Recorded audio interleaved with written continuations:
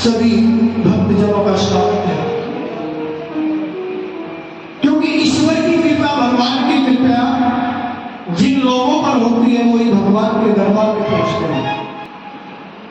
भगवान ने इस इंसान को दुनिया में भेजा है, खाली कमाने खाने के लिए नहीं भेजा है।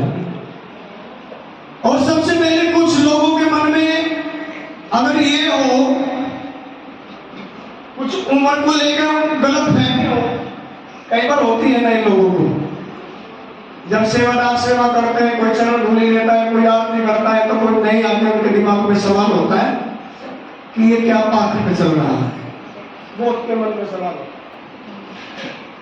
यहाँ जितने भी बैठे हैं, जब गद्दी की मेहर का समय होगा अभी थोड़ी देर बाद, यहाँ प्रथम तो किसी से कुछ पूछा नहीं जाएगा। अगर इस गद्दी में हमारे गुरु का आशीर्वाद है, हमें मत देखना, उनको देखना जिनका हमें आशीर्वाद हुआ है और जिनकी हम गद्दी में बैठे हैं। ज्ञान की कोई उम्र नहीं होती, हो जाए 2 साल के बच्चे को होना, 100 साल के बूढ़े को ना।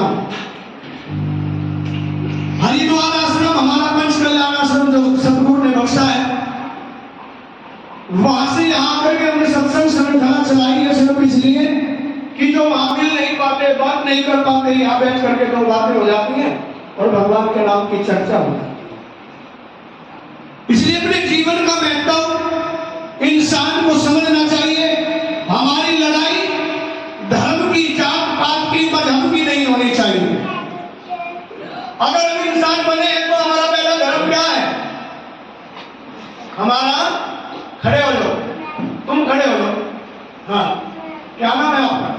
अर्जुन। अर्जुन कहाँ से आएगा? मैं गाजियाबाद। गाजियाबाद। आपके साथ इंसान का पहला धर्म क्या है?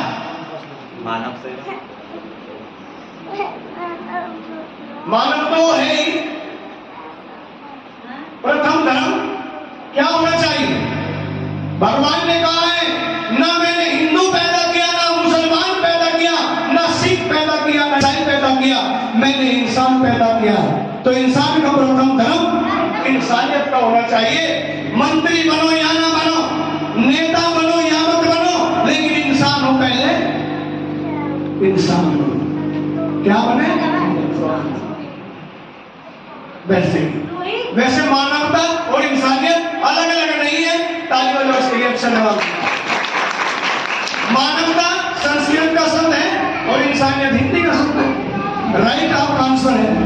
लेकिन हमारा कहने का मतलब यही है, इस गुरु गद्दी पे खाली भक्ता ही नहीं, ज्ञान ही होना चाहिए। ज्ञान वो प्रकाश होता है जो हर अंधेरे को मिटा करके इंसान को दिखा देता है कि तू क्या है। कभी अपने आप को जानने की कोशिश की है? नहीं की है, नहीं करता इंसान। एक 50 रुपए की बोतल में जिस मां ने 2 साल 5 साल बच्चा पैदा होने का इंतजार किया और 18 साल तक उसको पाला परोसा, वो 10 रुपए की दारू में नाच रहा है। एक एक दर्द जब मां जन्म के समय लेती है तो मां का दूसरा जन्म होता है। बच्चे का जन्म तो होता ही है, लेकिन मां का भी दूसरा जन्म होता है। और ये इंसान अपने इस जीवन को, अगर हम आपको कहे कि अपनी एक आंख दे दो, 10 लाख रुपए देंगे, क्या दोगे? देगा कोई? इंसान कहता है मैं बहुत गरीब हूं, लेकिन भगवान ने मुझे तो बहुत अमीर बनाया है।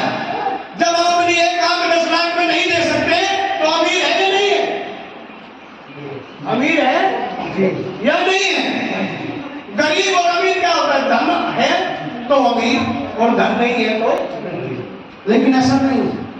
अगर अपने पास दूसरे का सम्मान करने का ज्ञान हो, माँ बाप की सेवा करने का ज्ञान हो और एक दूसरे को पहचानने की हमारे अंदर क्षमता हो, उसे किसी धन की जरूरत नहीं। व्यवहार अच्छा हो, चाहे आप गाजियाबाद में खड़े हो और आपको 10,000 रुपए की नोट पड़ जाए और आपका व्यवहार अच्छा है, आप किसी को भी फोन करोगे वहीं पहुंच जाए। क्या वो दौलत पैसे से खरीद लोगे? बोलो। वो बनाना पड़ता है और एक बार जो नजरों से गिर जाए ना, वो दोबारा संभल नहीं सकता। इसलिए आप इंसान बनाए हो, भगवान ने ऐसा मत करो कि अपने आप को नजरों से मत करो। यही सत्संग का अर्थ यहाँ से शुरुआत होगी। बारी बारी से जिसकी भी हाथ उस चरण में रहेगी बुलाया जाएगा और जिसकी जो भी बातें वो कही जाएगी। जय जय गुरुदेव, जय जय गुरुदेव। यही आसरा परमात्मा के नाम का होना चाहिए। सतगुरुदेव भगवान की। आइए हम भी अपने गुरु महाराज को मनाएं। इन बच्चों ने अपने गुरु को मनाया, हम भी अपने सदगुरु को मना लेते हैं दो शब्दों के साथ में।